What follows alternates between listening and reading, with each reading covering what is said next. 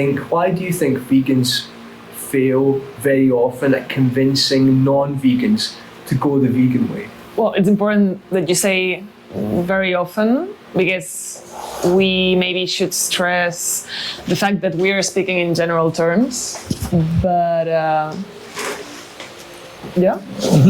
because obviously that doesn't mean that all vegans are failing in this, because some of them end up being quite convincing, but yeah, I would say that most of them fail at this because, do you want to take a sec to do this? No, you tell me, perfect.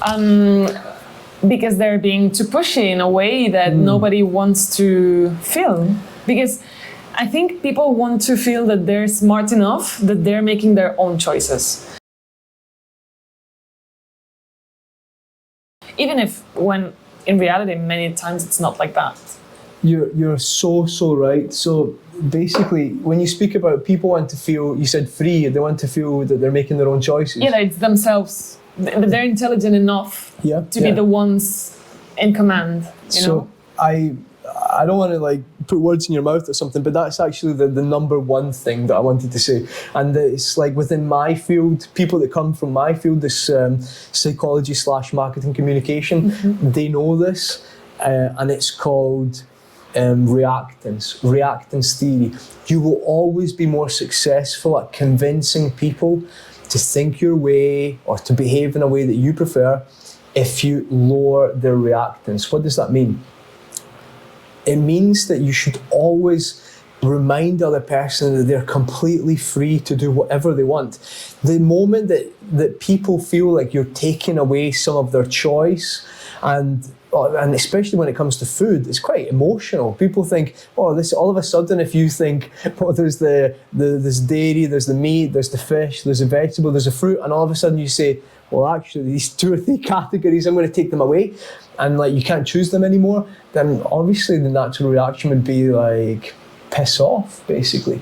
So if you remind people saying you're completely free to do anything you want and it's completely your choice, but reminding people that they have the choice and that you're not trying to take away options, you're not trying to limit their freedom in any way, then that would be minimizing the reaction. Yeah. Reactance.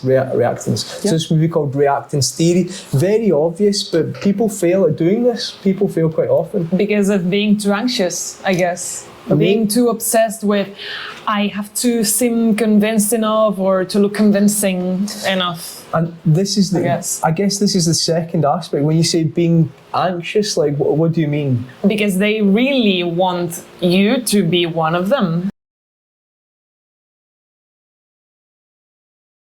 So there's this anxiety. Exactly. And realizing that they're not doing enough, maybe, or nothing is being made. So 2 things based on what you said. One is the literature on this is perfectly clear that when people detect motive, if I detect some persuasive, that you have a motive and you're trying to persuade me, motive detection, persuasion detection, that makes me curl up and makes me less interested.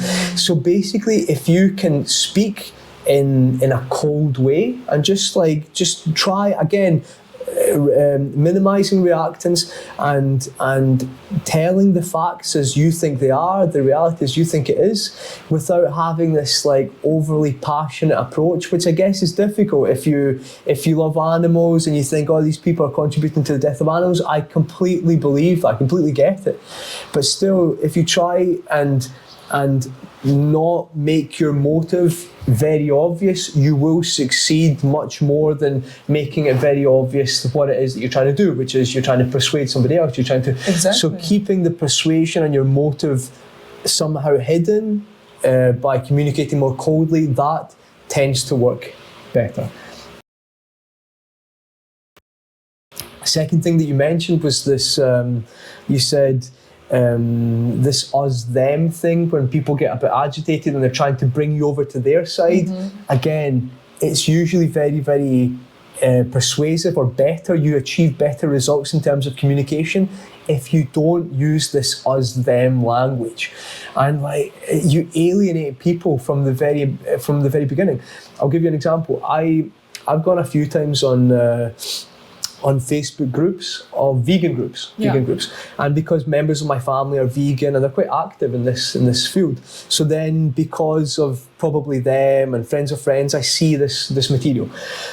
I'm a person, I told you, I haven't eaten chicken in about 7 years. I eat meat, and not a lot of meat, but basically because you don't like it. Because I don't like it, but also because of how we treat chickens and stuff. We just treat them as objects. You mentioned that, And so basically, you would imagine that somebody like me who is open to reducing meat even more and who doesn't eat chicken, I would be their prime candidate, you would imagine. Yeah. And I would be their target of thinking, okay, we'll bring this person over to our side. Instead, I've mentioned that on the forums. I communicate with these people and I say something like, oh, I already don't eat a lot of meat. And these people immediately are like, oh, good for you. And they're like, oh, the meat eater is telling us, oh, he's doing good. All sarcastic. Immediately like condescending, creating a barrier, saying, oh, the meat eater is telling us this. Does he want a medal? And it's like, no. But immediately they're just like feeling this barrier. And again, it's pretty obvious, but again, instead of saying, the meat eater and us, the vegans, like, just abandon that. Just see the person as, oh, my brother and my sister is like interested in what we have to say, and like, and be nice, be empathic. And usually with empathy, even the best salespeople in the world are the people that, whether they believe it or whether they are empathic or not, they pretend to be your friend, or they lead people to believe that they're building a rapport with you. And then it's so much easier for you to somehow get me to behave in a specific way. If I think, oh, Julia, she's so lovely and all this stuff, and like we've created a rapport, it's so much easier instead of creating barriers, us, them, different labels, vegan and non-vegan or meat eater. It becomes more difficult for you to persuade. Yeah, it's exactly the same thing. I was thinking of my thing, like the thing I wanted to convince people about when I had what thing? When I had my summer of awakening, like, oh, smartphones are the worst thing. I'm gonna give my iPhone away and I'm gonna go back to a old cell phone. And at the beginning, I was so naive to think when I came to this idea that some people would actually listen to me, that I would convince someone, like, this WhatsApp thing, it's damaging your brain, it's damaging human relationships. Having internet in your pocket is the virus of this century. And I was so naive to think that, because I would say nobody really paid attention. People, what they would say all the time was, you're so brave. And I was like, I'm not being brave because I'm so happy about this. This is not, you see it as a sacrifice. I'm not sacrificing anything. I never wanted this in the first place. So then I realized that by shutting up and people looking at my lifestyle, and then I would get compliments from my friends saying, actually, you seemed very chilled. I'm all the time wondering about these unanswered messages that I have here. And you're here and there, and of friends saying, I enjoy so much the time I spend with you. I don't even look at my phone because you don't, and then I don't feel this, you know.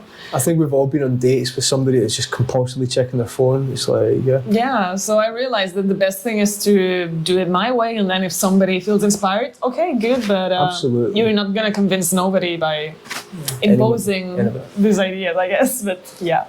No, it's exactly. So having this cold approach to communication, as cold as you can, then that's usually very, very successful and more successful. Empathy, absolutely important.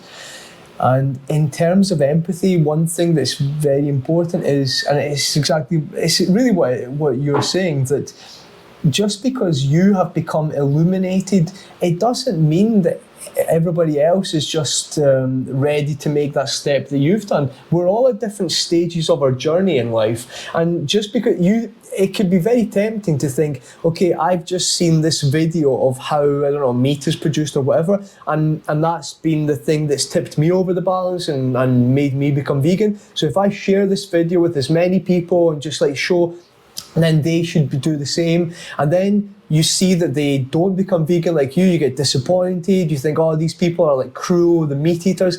And it's just because we're all at different stages of the journey.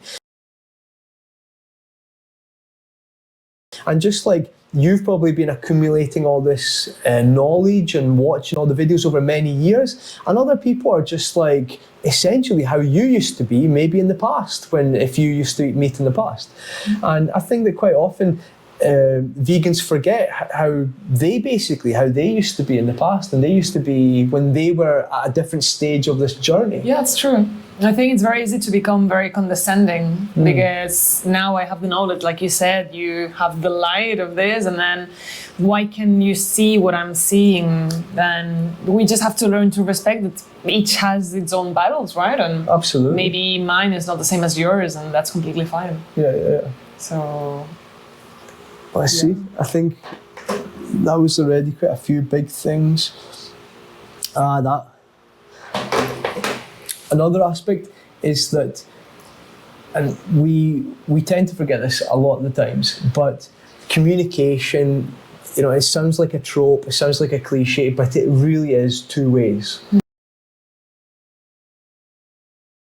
Even like I teach in a university, and honestly, it's the best lessons are the ones where students are engaging, and I learn from their questions. I mean, I'm 35.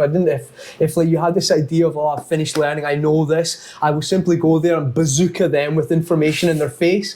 That's not how communication works. And people on the other side, when you're just there bazooking all this information into their faces, they don't like that. Instead, when there's this exchange and you're open to revisiting some ideas that you have, connections that you've made, that tends to work really nicely. Yeah. Exactly. So then, this idea that again, obviously not all vegans, but I've met vegans where they just simply want to bazooka all this information in your face, and then they just expect you to somehow switch like this into veganism after. And no, it's just like taking time to understand how the other person feels, or like maybe even why they like meat, or maybe why it's like it could be very important, especially eating. Diet is and maybe this is even another aspect, but you need to be very respectful. People's diet is part of their culture a lot of the times. Yeah, that's so true. So in some cultures, like maybe the UK, where there's less of a cuisine culture, it's more, people are more chilled from this point of view. So the UK, we in the UK, because I'm half British, we've had a huge tradition of people coming over from Pakistan and India, and we've already been like constantly evolving and like eating pizza, curries and all this stuff. So we don't have this phenomenon. Obviously we have some things that are ours British, but we don't have this really strong fundamental approach. And instead, when like my Italian side, if you came along and there was a girl that I was going out with a few years ago, and I said to her, I'm not going to eat meat anymore, and she said, okay, that's fine. But what about capelletti a ragù? As if that wasn't even part. She was like, okay, you're not going to eat anymore. You're not going to eat meat anymore. But what about this? Like, as if that's not even. It's not even part of the meat thing. It's something beyond that. It's your culture, capelletti a ragù, and yeah, it's just like for some people, all of a sudden, if you come along and you say, well, that aspect of your culture is getting just thrown into the trash. You need to be very delicate about these things. That's so true. Especially when, for them, I think they take such a manichaeist approach. Like, you'd say like this in English too, when it's either black or white, it's right or wrong. Either you go full vegan and you do, like when you went into this Facebook group and they were like, oh, look at this, because you were just committing a little bit.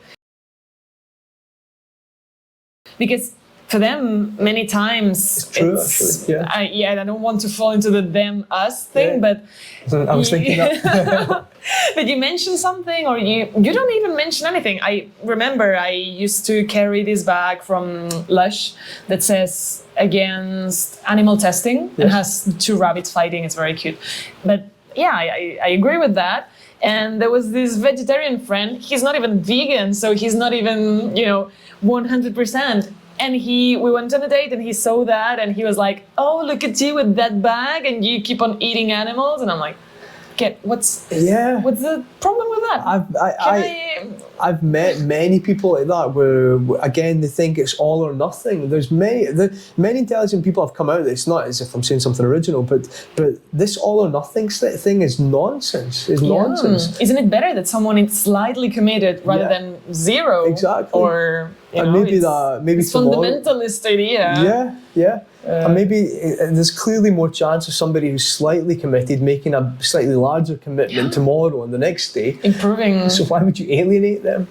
It's no, totally. Or completely totally missing the point about other things. Like I remember this other friend that I went to donate blood, and I think I told him. Is this about veganism? Are you going?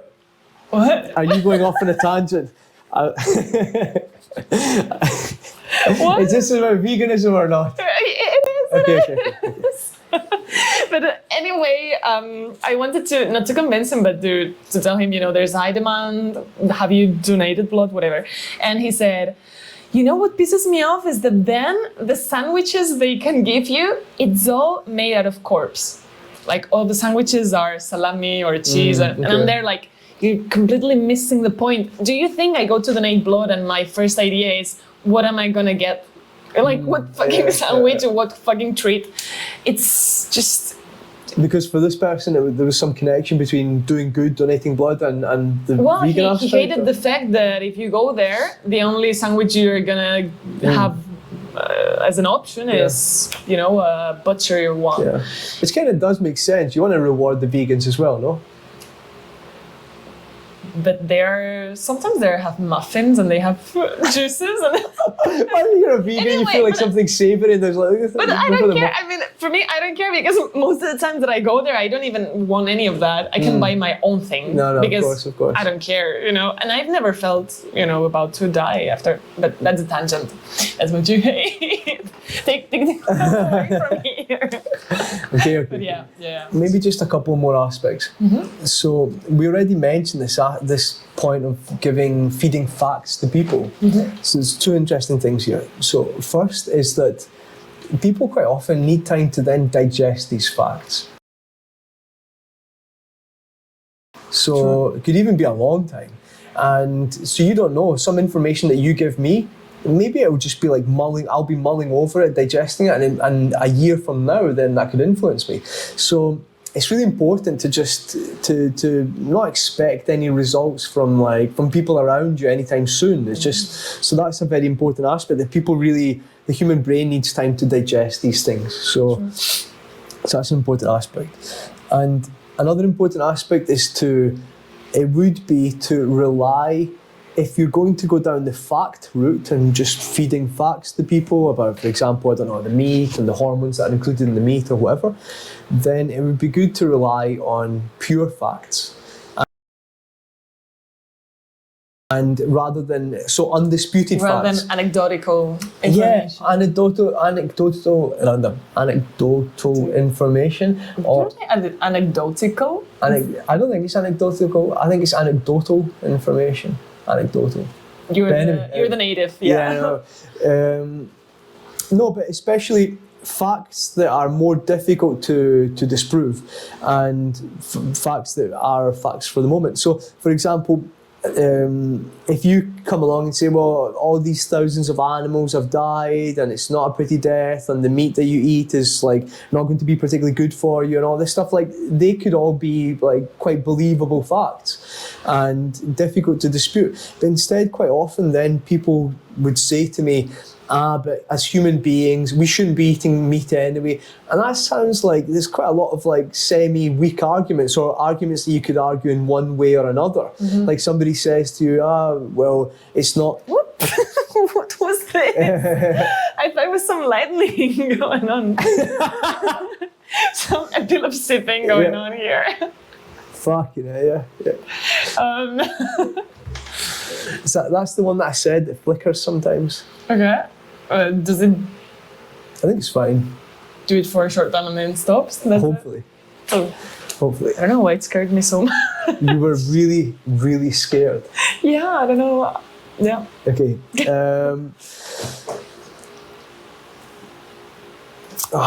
You were talking about undisputed facts. So it's just very important to to feed facts to people that they can just take them as facts and not as opinions, basically. Yeah, and maybe also to detach emotion, right? Because that's a big mistake. Yeah. They're mixing judgment and emotion, and doesn't it make you feel bad that you do this instead of real evidence? Like No, yeah, really. I think it's a mistake. Totally. But it happens a lot. It happens in politics as well. So, yeah. No tangent.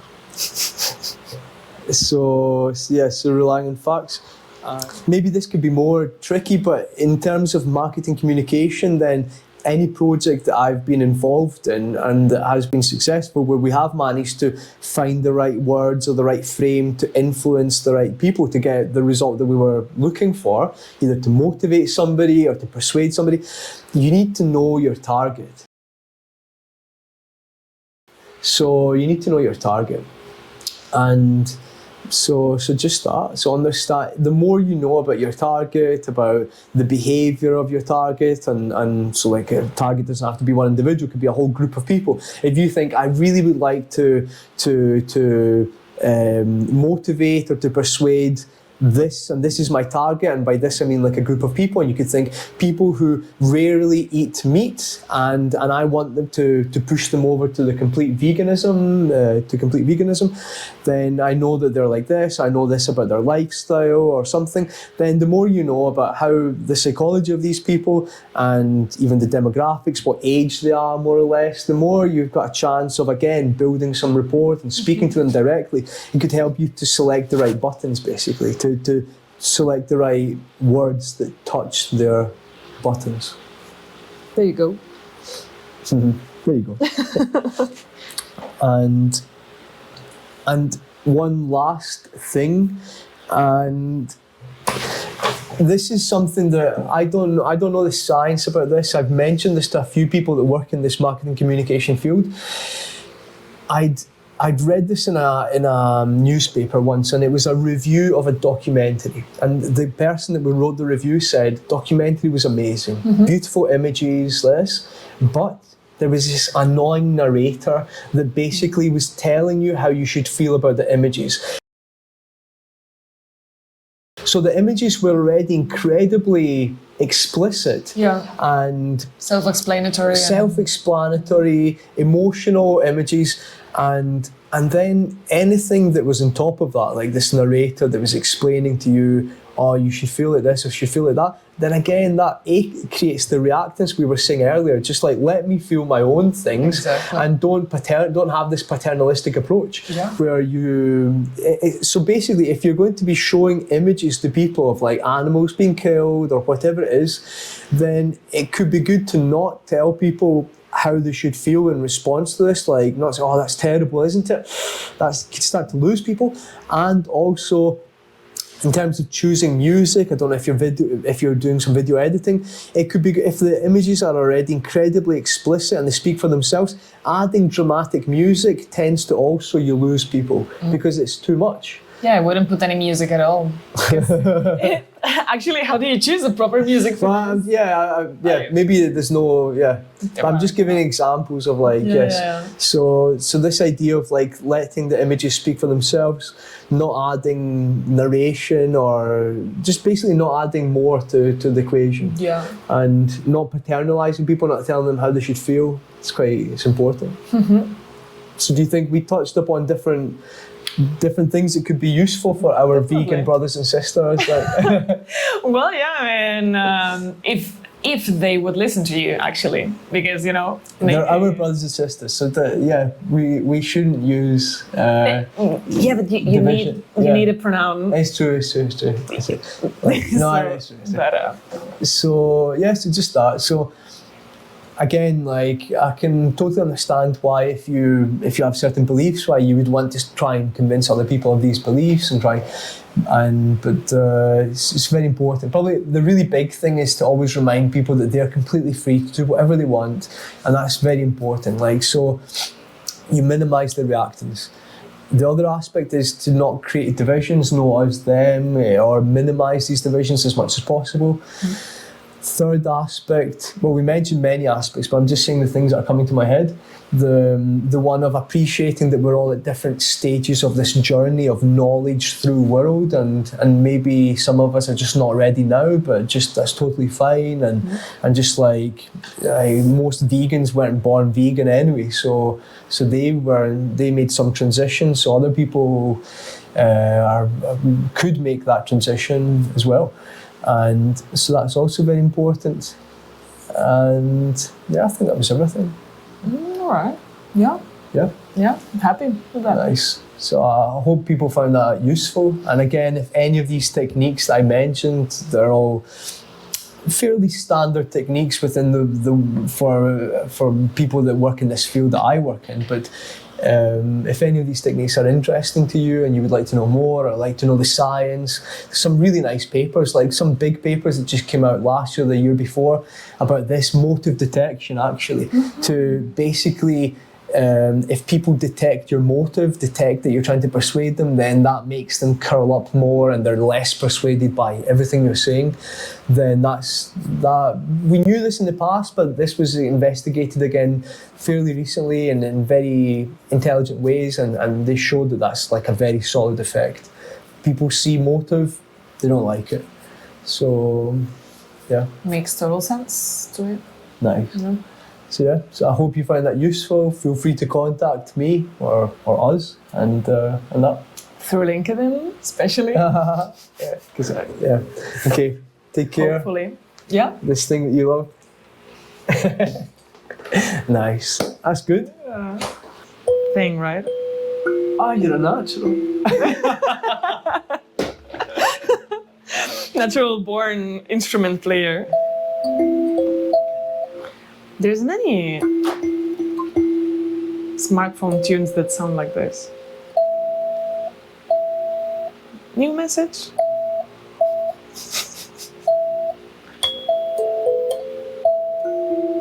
Actually, maybe you can spend more time than I thought with this.